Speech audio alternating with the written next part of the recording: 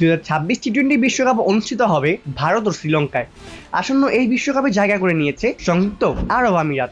বৃহস্পতিবার তারা ওমানের আল আমিরাতে অনুষ্ঠিত ইস্ট এশিয়া প্যাসিফিক অঞ্চলের বাছাই পর্বে জাপানকে 8 উইকেটে হারিয়ে বিশ্বকাপের টিকিট নিশ্চিত করে।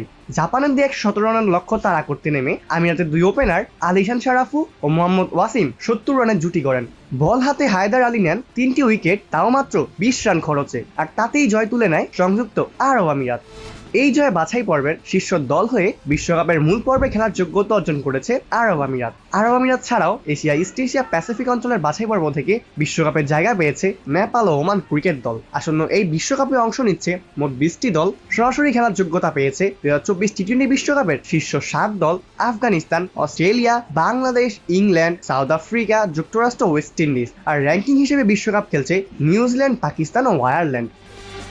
বাছাই পর্ব পেরিয়ে বিশ্বকাপে উঠেছে আরও 8টি দল। এর মধ্যে আমেরিকা অঞ্চল থেকে কানাডা, ইউরোপ অঞ্চল থেকে ইতালি, যারা কিনা প্রথমবারের মতো বিশ্বকাপ খেলতে চলেছে, তাদের সঙ্গে বিশ্বকাপের টিকিট কেটেছে নেদারল্যান্ডসও।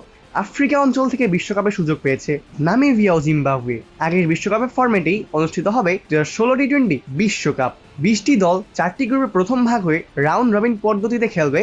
প্রতিটি গ্রুপের শীর্ষ 2 দল যাবে সুপার 8-এ, সেখানেও 2টি গ্রুপ পর্বে ভাগ হয়ে আরও একটি রাউন্ড রবিন পর্ব অনুষ্ঠিত হবে। এরপর 2 গ্রুপের সেরা 4 দল উঠবে সেমিফাইনালে, শেষ পর্যন্ত শিরোপা লড়াই হবে ফাইনালে। অপূর্ব দাস, প্লেভাস নিউজ।